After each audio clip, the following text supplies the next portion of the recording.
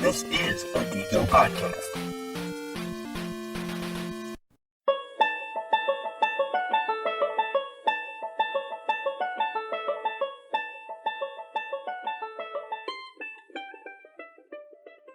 Hello and welcome to the Drink In and Geek Out podcast.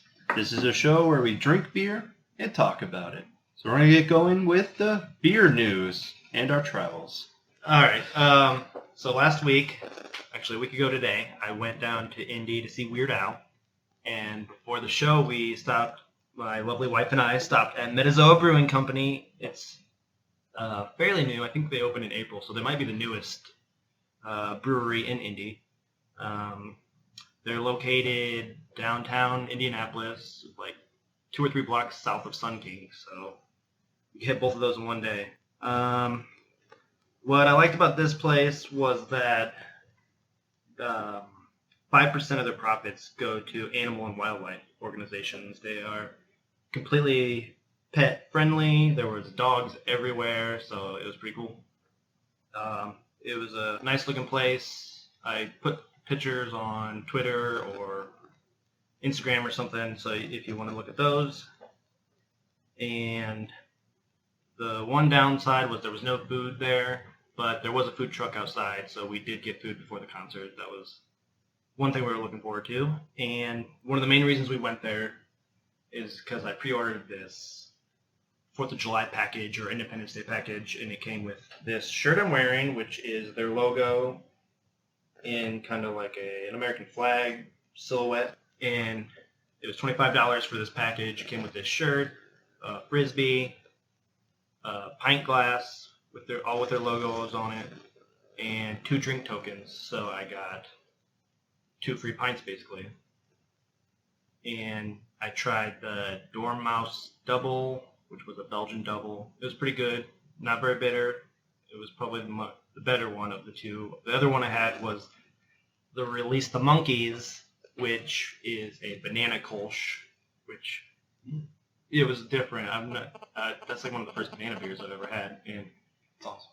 It was okay. It wasn't the greatest. The bananas kind of left a weird aftertaste in your mouth, but I enjoyed both of them. And they also let me sample a bunch of other ones. They give you like little shot glasses full of beer, so you can try all of them if you wanted to. But I didn't really have time to do that because we had to go to the concert. And well, what we found out was that this place also offers bus rides to concerts. So for $20, they'll drive you there. You can leave your car in the parking lot. And with that $20, they also give you 4 drink tokens. And their beers are $5 a piece. So you're basically getting 5 free beers or a free trip to the concert, whatever way you want to look at it. And we had to pay $20 for parking anyway once we got downtown. Parking garage cost $20, so it would have been free. And it was a mess driving in traffic and parking because there was a baseball game going on across the street from the concert. Oh my god. Yeah, it was kind of terrible. But the show was awesome. Weird Al was pretty hilarious. He did a costume change pretty much between every song. And like while he was changing his costume, they played videos on the big screen, and it's like all of his appearances on TV and like references to him in pop culture. And it was a lot of fun, and I would recommend anybody go see Weird Al. Awesome. Yep. Sounds like a lot of fun. I love the whole animal, Yeah. supporting animals. Yeah, Giving that's 5% That's a unique thing that I don't know if any other brewery has anything like that. It's the first one I've ever heard of doing that, which is really cool. All right. This past weekend, I went to camping up in Kalamazoo, Michigan, and while up there, they have several different breweries, and I just realized that I forgot to bring my little passport that I got there. That had information about all these breweries, but I'll make do as best I can from memory before I got too drunk. We stopped at a Bell's Brewery up in Kalamazoo. We actually got to tour the facility up there, and it's absolutely huge. I mean, it's back in this industrial area. They're expanding. They've been expanding since 1985. I can actually talk a little bit about this later on when I went there and got a tour of the facility. But just to see the process, it's just absolutely amazing. The guy there that was giving us the tour, he told us all about the different hops, the different different styles that they used. I mean, it was very educational.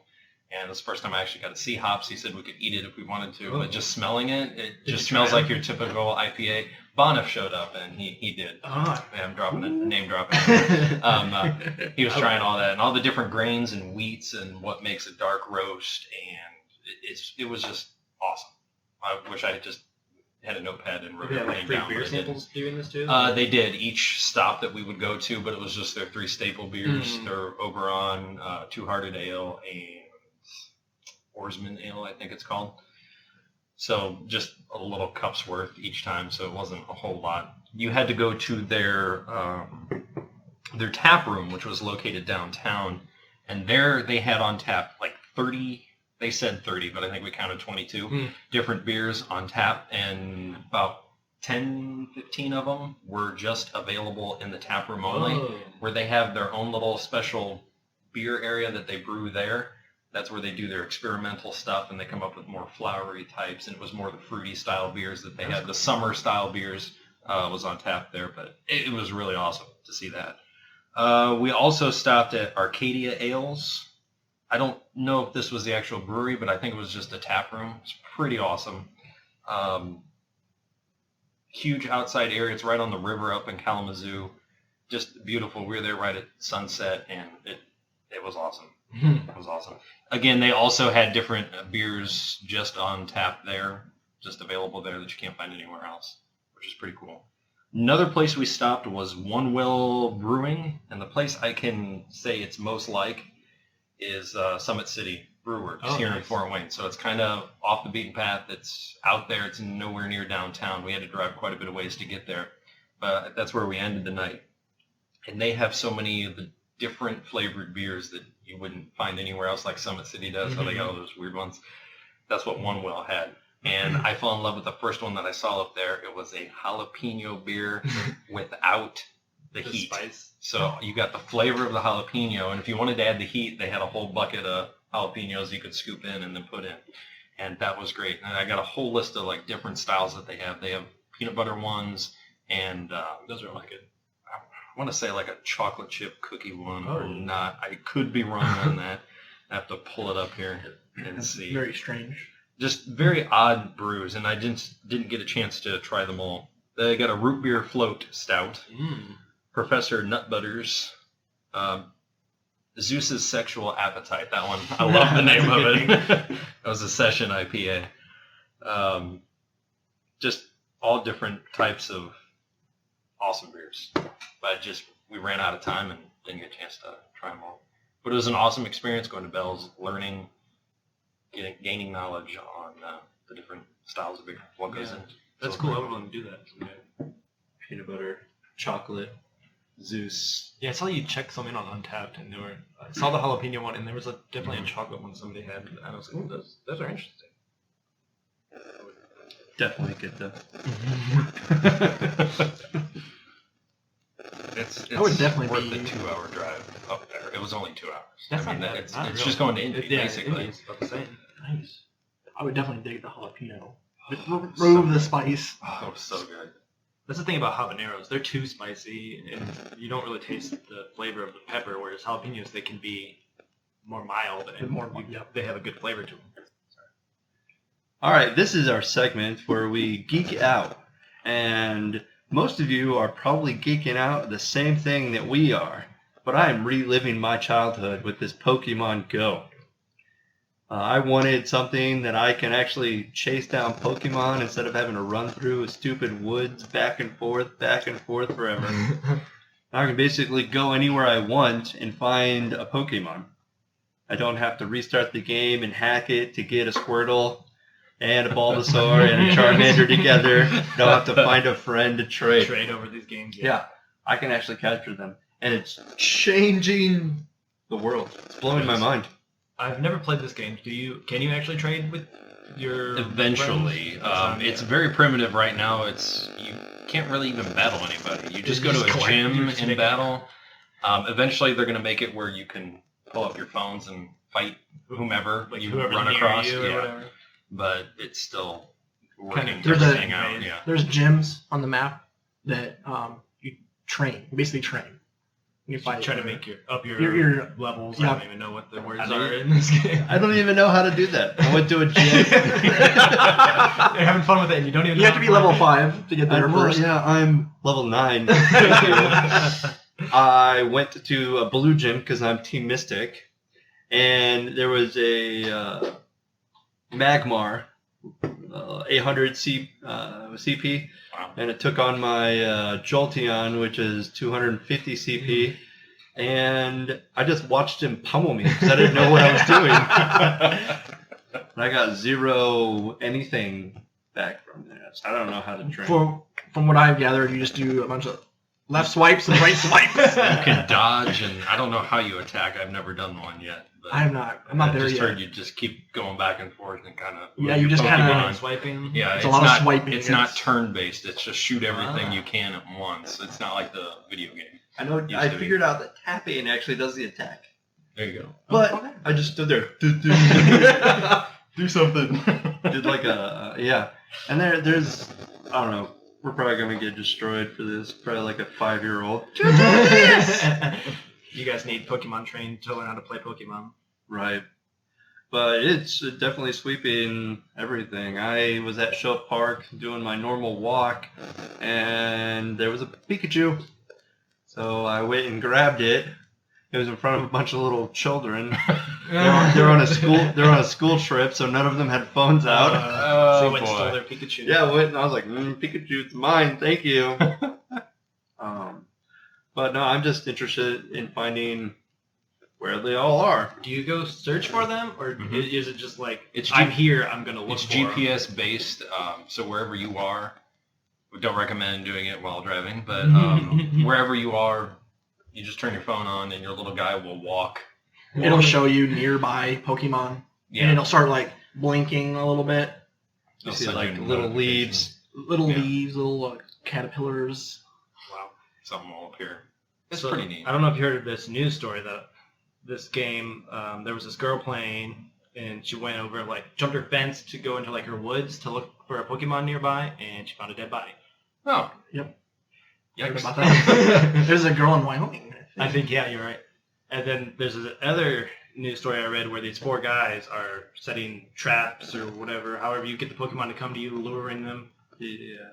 I guess there's something you can... Incense. Incense. Incense Yeah. in the Well, game, they're yeah. doing this, and then people are coming, like little nerds that are playing this game are coming in and getting robbed.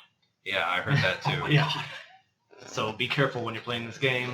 Actually had an experience. I was outside my church, and it's a lot of Pokestops there. So we're outside talking, and all these cars and people are walking by. And it was, I believe, Tuesday night. This kid just pulls up in a car, rolls the window down, and goes, "Hey, what color are you guys?" And I go, "What? What did you just say?" He goes, "What color are you guys?" And it took me a minute because I was playing Pokemon Go, but I had it in my pocket. We weren't there with our phones out. And I'm like, "Oh, man, we're not playing Pokemon right now." "Oh, all right, whatever." And he like peels out. And I'm like, dang. We're all white guys. I mean, the balls on some people to come up and be like, "Hey, what color are you Yeah. guys?" Wait, what? They take that the wrong way. But I will say that it's, sorry, Paul, cutting you off. It is good, I think, from a standpoint that it's getting people out off the Moving, couch yeah. and moving. I did see a meme, and I was dying when I read this, and it said, "Pokemon Go doing more for childhood obesity in 24 hours than Michelle Obama in 8 years." That was kind of funny. That is true. But it's getting kids up, and they're moving. I mean, I see a lot of these chunky kids out on bikes, huffing and puffing, and they're stopping, they're looking at their phone, and they're having a great For time. Charizard, But Snorlax. this game, the original Pokemon came out when all of us, I mean, we were in middle school, grade school, so you see more, I think, 30-year-olds going out with their phones and like, "What's wrong with you?" I'm like, "Oh, this is bringing back my childhood," you know. I see love all that. those memes out there. Yeah. All the It's great. memes are like, "Oh, everyone's worried about Pokemon. I'm worried about this," and then someone's like, "Stop trying to ruin everyone's fun." Yeah. Or like a picture of Buffalo Bill from Silence of the Lambs. He's like, "I got some Pokemon, Pokemon back in my here." truck. So it's good that they're up moving around, but just like Yeah. take your parents with you or something. Yeah, you definitely got to be safe with it, and don't walk into traffic, off a bridge, or in Don't the woods. do it and- alone. yeah, Right. find dead Don't bodies. Pokemon alone. Yeah. Buddy system. Buddy! Poke buddies. I did see a 60-year-old woman playing Pokemon down the street. Dang. Did you ask her what color she was? As we were walking by, she put her phone down, like, you don't see me playing this, but she was totally playing it because she was stopping and going and looking at her phone, and That's hilarious. Real. What are your favorite Pokemon that you've gotten? I know Saf isn't playing. My favorite's Jigglypuff. Just because of Smash Brothers, that's the only way I know who that character is. I have no I service. say that the app is really kind of shitty right now. It is kind 'Cause of buggy. It broke records. Yeah. 21 Everybody's million playing it, so daily servers are users. shutting down. It's going to go slow. Well, I have no service, so I can't look at my Pokemon. But good thing I committed them all to memory. I Mike, don't have a whole lot. I have two that I've listed as my favorite because they're up there in their CP. Jolteon is one, and then Pikachu is the other. My two. I do have Pikachu's like the main guy, right? Yeah. Yeah, I do have a couple that are CP higher than those, like Oddish and a Gloom. But if I have a Gloom, I have no need for an Oddish. That's true. I caught a lot of. That's what I like about the game. You can catch the evolved forms. You don't have to evolve them. I did so you get can catch a Charizard or a Blastoise. Yeah, I got don't know where, Raticate. but you can. Yeah. One also good thing about that is, I mean, for your Pokedex sake, when you're evolving, you just need a certain type of candy for that That's true. type. So let's say you have 3 evolutions in the Weedle or the Caterpie tree. If you have a lot of Metapods, those are technically Caterpie candies. So you don't need to have a bunch of Metapod candies to level up to a Butterfree. You just capture the Caterpie candies, which is awesome. sweet. I don't have a lot of awesome ones. My highest rating right now is a Goldback that I just caught last night. Nice. I've only seen This Zubats. is my 300. Got a Cloyster. Picked him up the other day. So my Raticate is CP 96. My most recent was Drowsy. I got several Drowsies. I think he's pretty cool. As he's like, Moving his Hypnotic. arms up and down. Like, was I Speaking always- of funny things, I saw a lot of memes of people changing the names yes. of them. And there was one that decided to do it based off autocorrect. So she would erase the name and then spell it and then have autocorrect fix it. Oh. So Clefairy was Clip Art. Meowth was Keith. Yes. Hypnos turned into Bill Cosby. I don't know how. Whoa. I see what you did there. More like Drowsy. Yeah. Oh. That's a fun game, though. It's I fun. mean- Yeah. It's not a great game, I don't feel like, right now. No, But it'll it's- get better. But It's fun, and it'll get better. it's different, and I know I was just watching the news tonight. A lot of businesses are trying to petition, can we make our store a Pokestop? Like I think it was in Virginia or something. There, maybe it was New York. There's a cafe, a donut shop there that's a Pokestop. So people are coming in and sitting in the store, and they're buying donuts, and it's doing wonders for business. It's bringing people in. He started selling a Pokeball like donut. Or bagel or whatever it was. He's got the frosting on it. So, I mean, sales are up, and it's good for business, and it gets people up moving, trying new things. And news story I also saw today that Indy and I think Fort Wayne is going to have one here soon, or maybe it was Cincinnati, a Pokemon Go beer crawl. That you walk to the different breweries as a whole group, and you try to collect Pokemon. Some of the breweries are That's a like cool Pokestops or gyms or something. So a Pokemon bar crawl might be something Sounds pretty cool. we could check out. I wouldn't mind setting something up here. If we could find out all the breweries or bars that have Pokestops along the way, then we can create this group, start telling people about it, use Facebook, get people involved. I know people would go. Yeah. I have a shut-in who's actually walking outside now because of Pokemon Go. So it's done wonders for him. So he likes beer too, I believe. So if we can do that. That'd be awesome. Bring some publicity for us. Bring something to Fort Wayne. I think it'd be awesome. I am working on a website though. I'm going to turn into an app that allows you to check in your Pokemon that you got. Because if I'm interested in capturing something, I'm not driving around town until I see, I can find one here. Exactly. So if I say I want an Eevee, then I just type in Eevee and it gives me coordinates to all the Eevees in the area. Cool. Really? So if I can get that overlaid with the app or overlaid with Google Maps, then that'd be amazing. Some like where Pokestops and all the gyms are too. Yeah, there's I have nothing by me. I got to drive somewhere just to get more Pokeballs or eggs. Yeah. This is based off the game Ingress, and so all the portals and everything. I believe there's apps for that already for that game, and all the portals are Pokestops. Oh, cool! And so my uncle's been playing that game, and so now he knows where all the stops Everything are. He's like, I got all these Pokemon, but I don't know what they are, but I have them all. I have a Jinx and all this. I don't know what they are. I was like, you're a jerk. But that's awesome. I did see today that a dude's girlfriend was looking at his activity on his game, found out he went to his ex-girlfriend's house, caught cheating, playing Pokemon, and the girl dumped him immediately. That's right. And that made the Wayne TV news. Yeah. You can see where you caught your Pokemon at the map in the area. Yes. So how stupid can it be? I know. Well, if there's rare Pokemon there, I don't give a fuck. I'm going there to get Pokemon. See, but whoever I got you to get this Pokemon. Right. There's a rare Pokemon in your backyard. In your bedroom. Let me go up there. Well, I also heard that because of the popularity of this game, they're thinking about doing a live-action Pokemon movie. Really? Yeah. It's rumored. I don't know if it's ever going to happen, but... Well, so is PvP, but, we'll see. That'd be awesome. Or Legend of Zelda. Yeah. That's been talked about for 10 years, at least. Well, let's look at Deadpool. That was talked about for 11 years. It happened. Sometimes they happen. Sometimes they just fade away.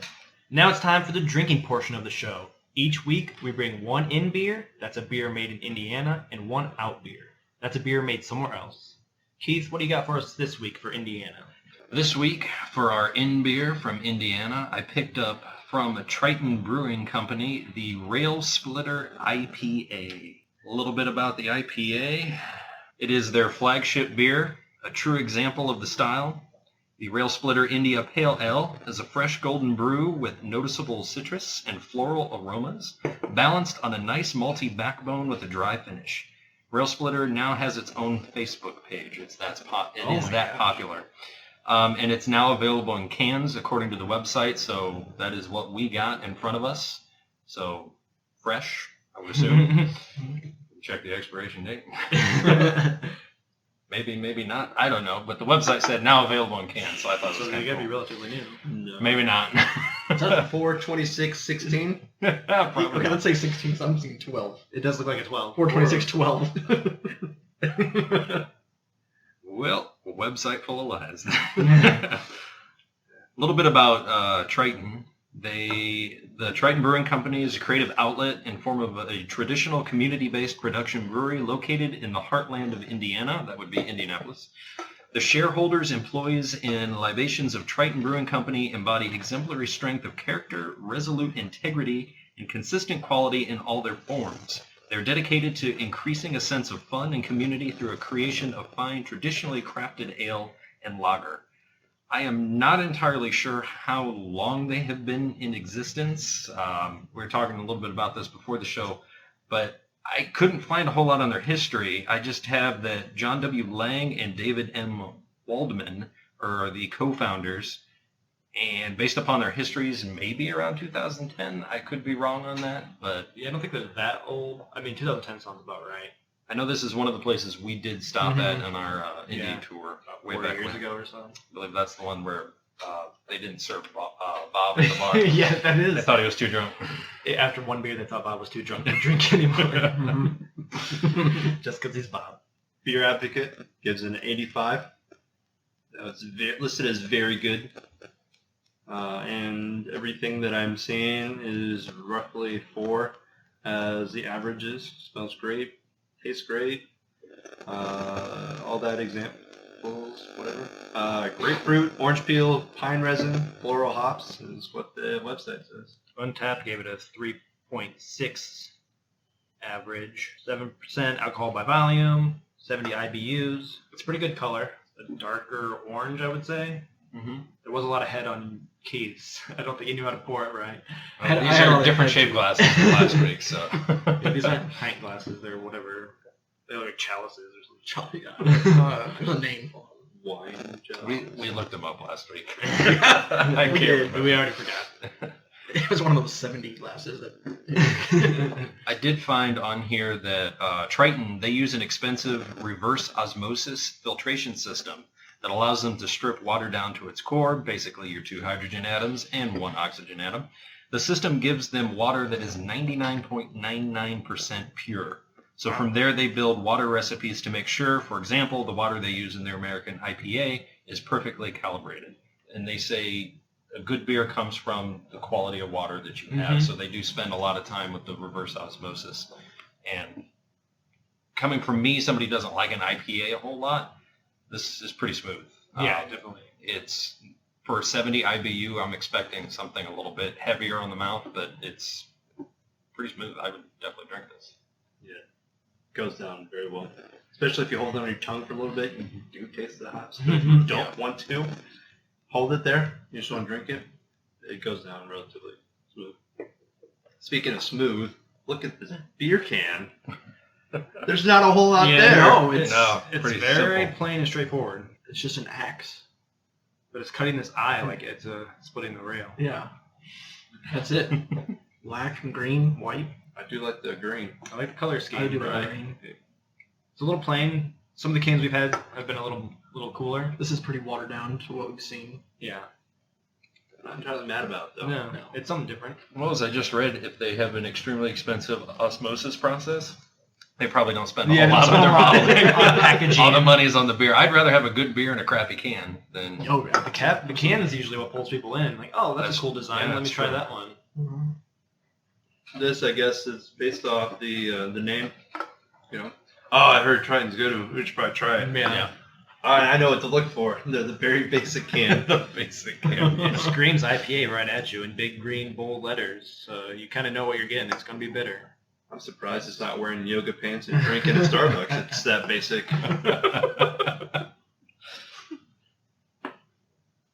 We just lost the following. Here's like 10 followers. If you wear yoga pants, I don't want you following me anyway. Unless you're going to yoga. That's what yoga pants are for. I don't know. It's a little too bitter for me. But I'm not an IPA drinker, but I mean, it's got a pretty good flavor for an IPA. It's just not my favorite style of beer. Very limited smell. I can smell Yeah, like the floral hops, but that's it. I Yeah. don't smell any of the citrus from whatever it's supposed to be, like the grapefruit. No, I smell the floral definitely. I do. I can taste the grapefruit. Do you? Yeah, I taste more of like a I love flowery- grapefruit, so I find it. If it's there, I'm gonna find it. Yeah, no, I like the taste. Hardly any smell, so it's not anything that's going to turn me off when I'm drinking this.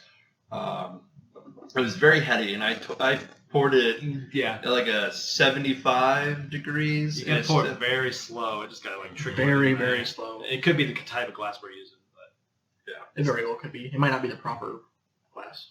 pretty good. Really murky. yeah, definitely. Hold it to the light. Still can't see the other side. So it's your quintessential IPA. I Yeah, checked it in. I added a picture and I rated it already. I'm about to check it in right now. Apparently, I have drank this one before. Me too. I've never had it. We must have had it that when Bob didn't get served. Yeah, I had some. I had a wheat beer that time.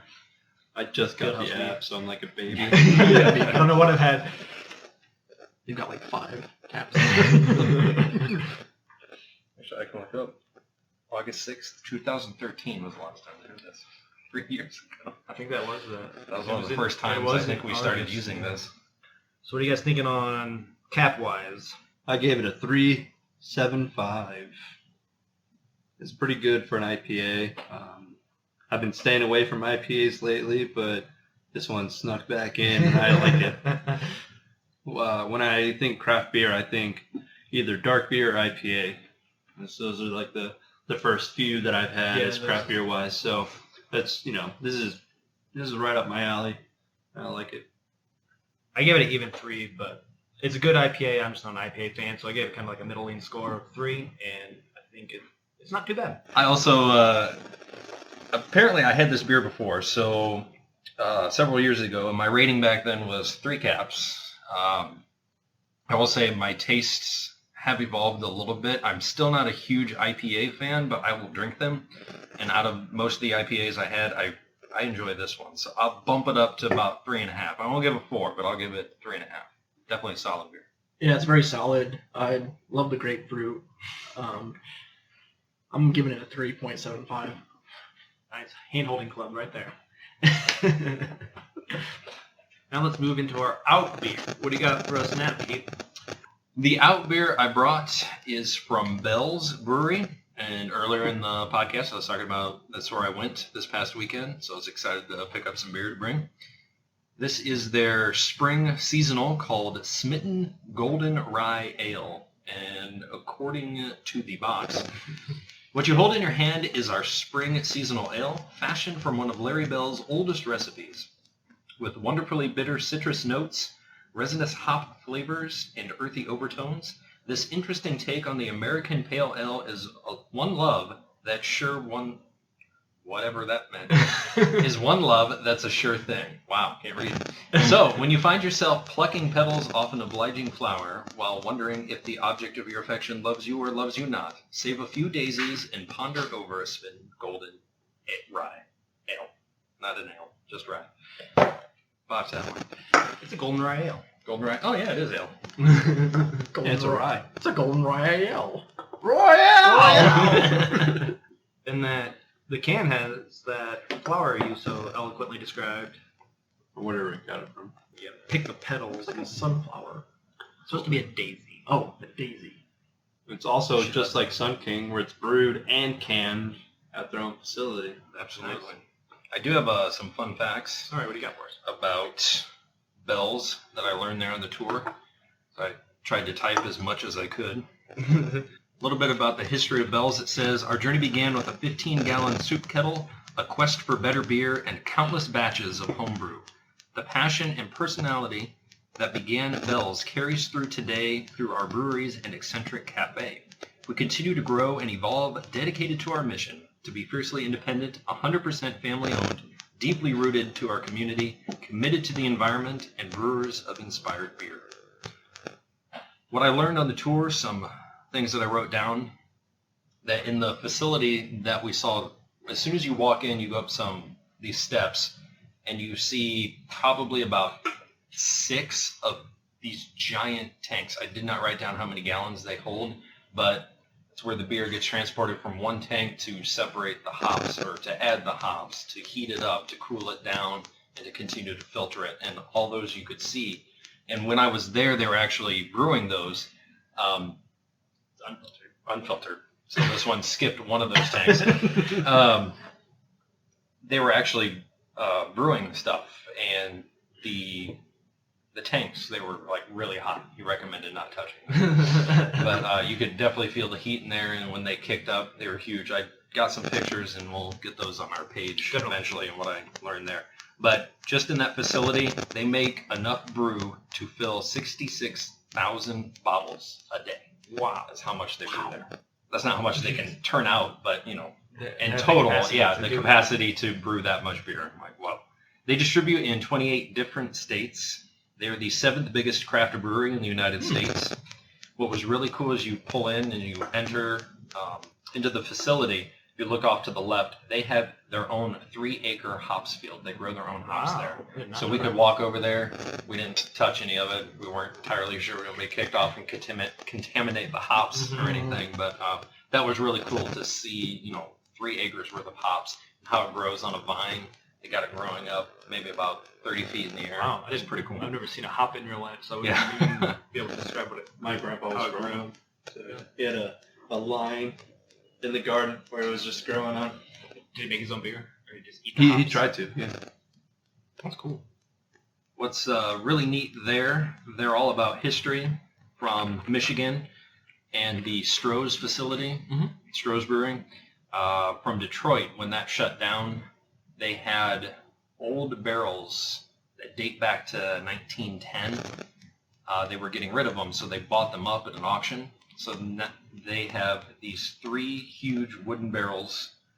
They were last used in the 1950s. They got them all cleaned out and everything. So they have this whole section dedicated to special beer that's brewed just in those barrels. Really? So it won't come out as often, but it's more their experimental. What does the wood bring versus stainless steel? They said that most beer facilities nowadays use the stainless steel tanks because it's easier to clean. Mm-hmm. The wood is a pain to clean.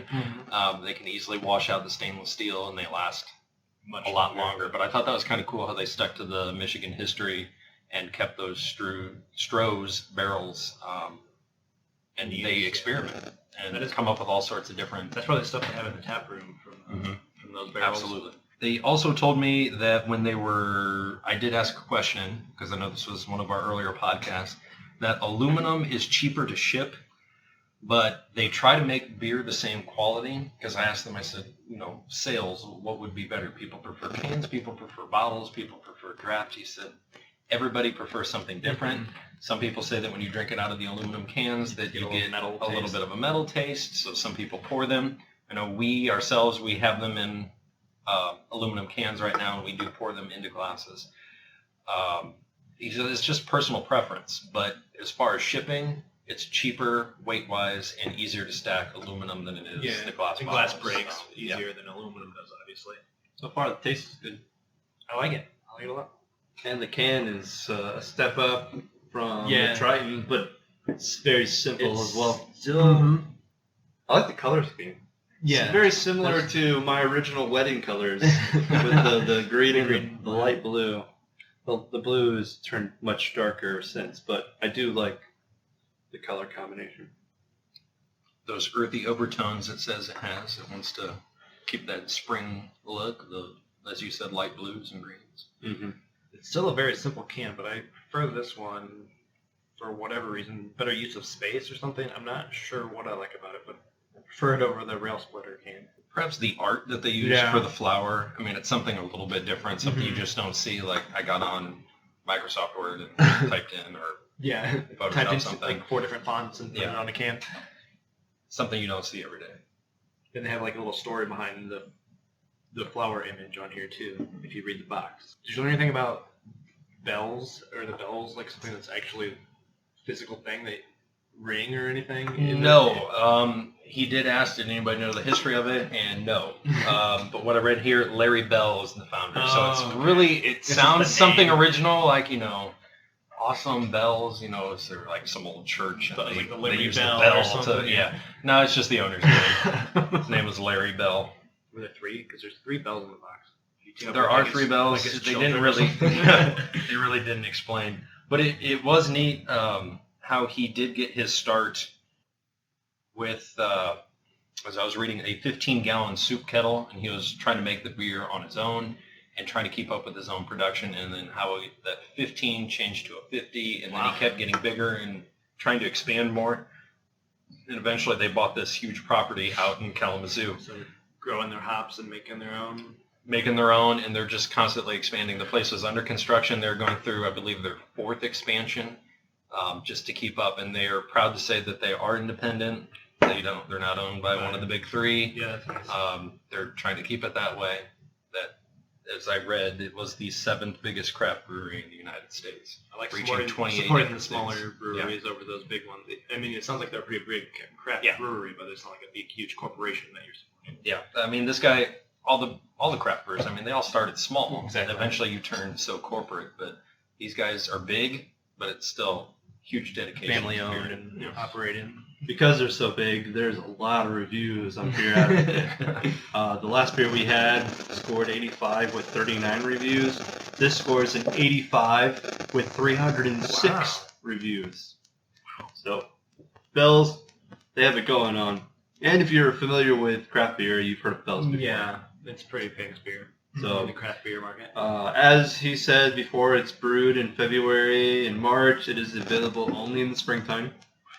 And did you mention ABV? It's 6%. I didn't see any IBUs. Did you find anything? I haven't seen anything I- IBU. yeah. I couldn't find anything about that. It's a little bitter. Yeah. It's not as bitter as the other one. No, definitely not. I'm seeing a good range of ratings, as low as 2, as high as 5, but those are outliers. I'm getting an average of 4 for beer advocate people on these, so it's actually a really good beer. On Untapped, it has a 3.5 with over 60,000 ratings.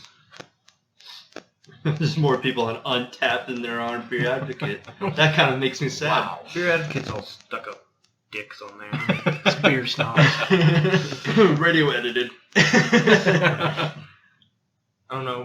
Did we discuss the color? It's about the same as the last one, I would think. It's a little lighter. Definitely golden, Little as lighter the name golden. implies. Yeah. You can see that it is unfiltered if you hold it up just right. Mm-hmm. You can I see see the the little floaties. the in little there. floaties in there. It was not the backwash from our pretzels. It's Does not take unfiltered away from it. and unpasteurized. It's pretty solid body, I'd say. The smell was stronger when you poured out of the can. Might have been because it's a little bit more concentrated coming out of one little hole. But As you sniff your glass, it's not a strong smell. it's not very powerful. I did smell the rye flavor out of the can. Mm-hmm. But now that it is, it's Settled a little it bit. had time to breathe, the smell is gone from there. So I think we do need to smell it as we're pouring to get some smell notice. But let me waft this up. Quaff on. Yeah, I could, if I do waft a little, I do smell the rye. That's really all that I smell. And it's not a bad rye smell at all. And it does have some of that. I don't want to say it tastes like dandelions because they'll get roasted for sure, but the flavor just kind of reminds me of a springy taste. Daisies, not dandelions. Roasted! I'm just getting to it before the commoners did. Whatever. They're both weeds. Shall we rate? Yeah, it's a little less bitter than the last one, in my opinion. I think the flavor's a little stronger. I am thinking about a 3.75 on this one. That's exactly what I did. I did a 3.75 as well. I tapped mine in before you did, though. It is, as we said, a rye ale. It's got a different flavor for me, but it's light enough for a spring seasonal, is what they were talking about. I wouldn't mind drinking a couple of these. I could probably down a few more of these than that last IPA, but smooth enough. It's got a little bit sweeter or something than the Those last one's more earthy dry, overtones. I don't know. And, Has citric taste in it. Yeah. Citric, yeah, you can definitely taste citrus.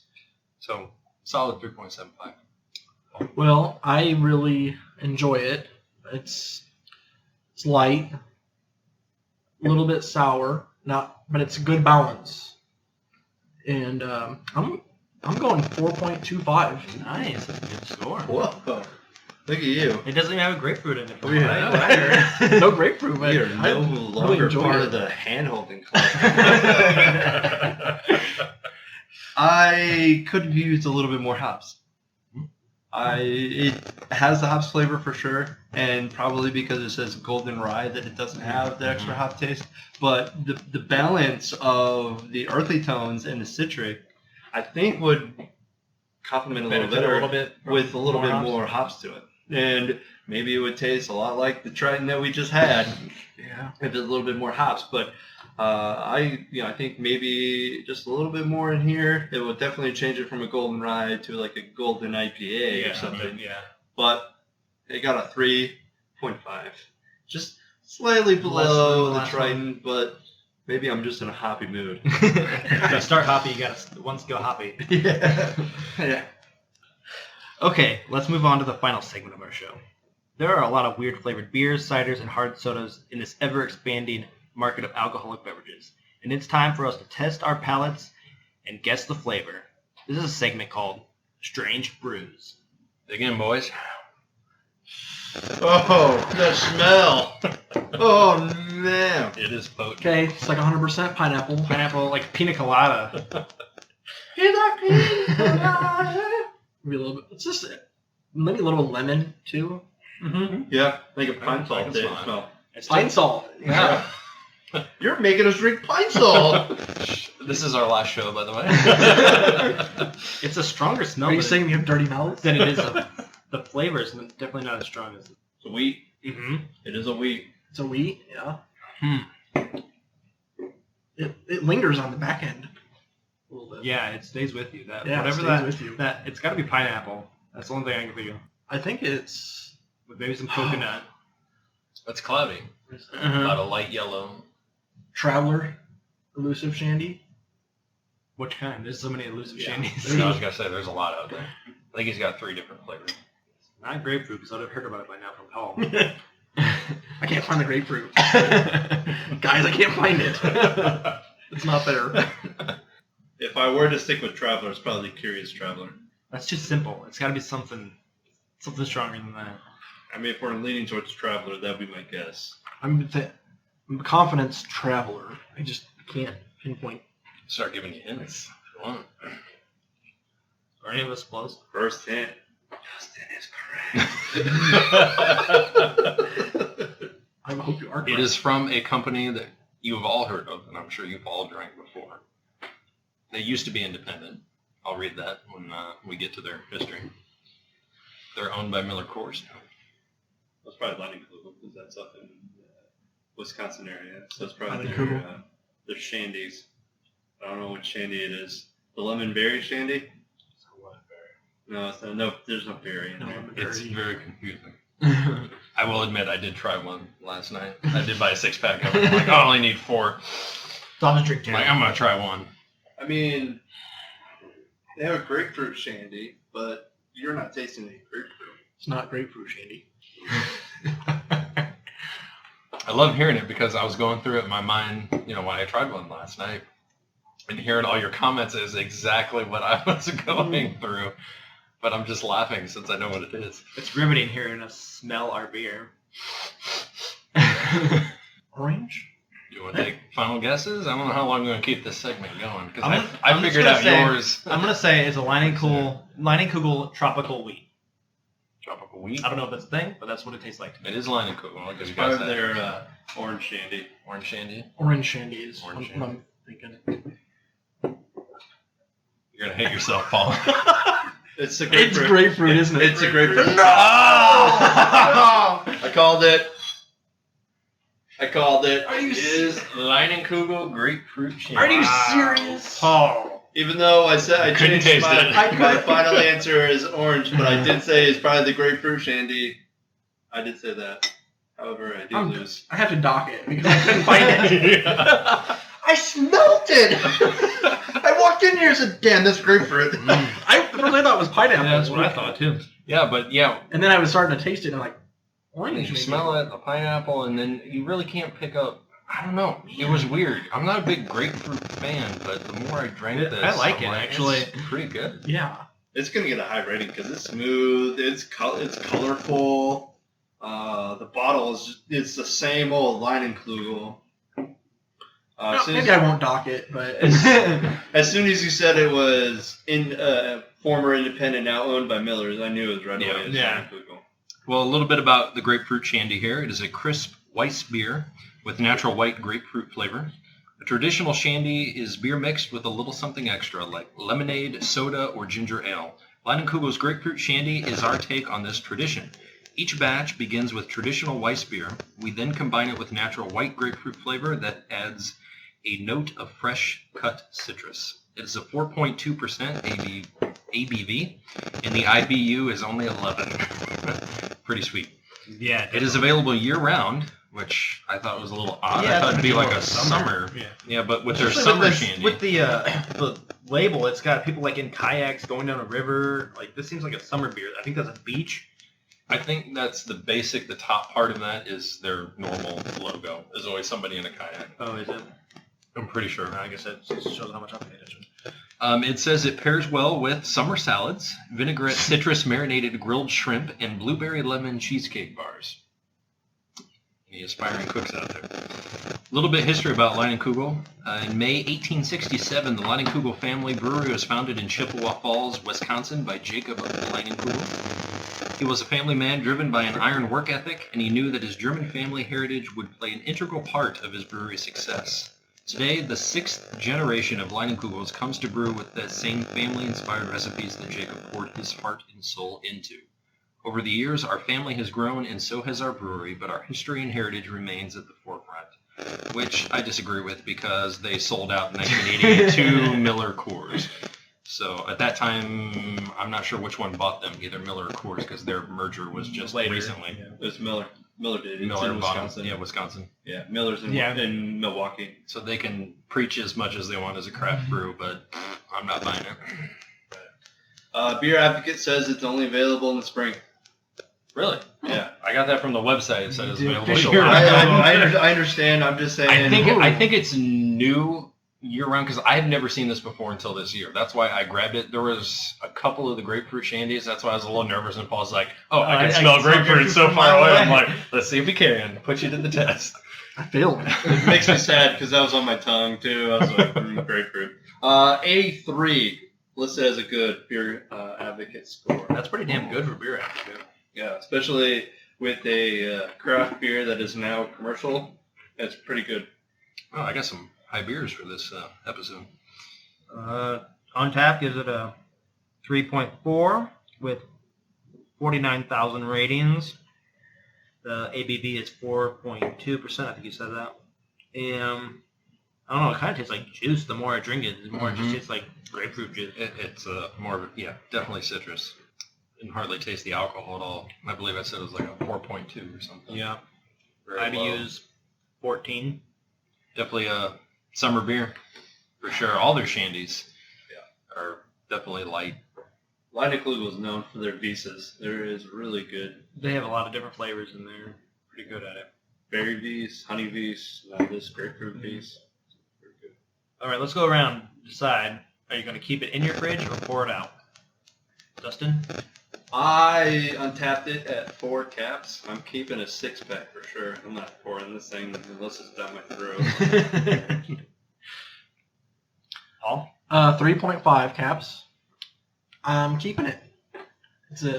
I like it. It's light. It's good. It's good for a hot summer day. Doesn't taste like grapefruit though. But I docked it because I couldn't find the grapefruit. Led me astray because that was my guess. I know, me too. I was like, it's definitely some tropical fruit. I think no. I'll take the win because I did mention it. You're the only one that did say grapefruit. Yeah. Everybody else said no grapefruit. Nope. I will, since I brought it, I'll give it a 3.5. I'll definitely keep it in for summer. Definitely not a winter beer, but sitting out the back patio, 90-degree heat.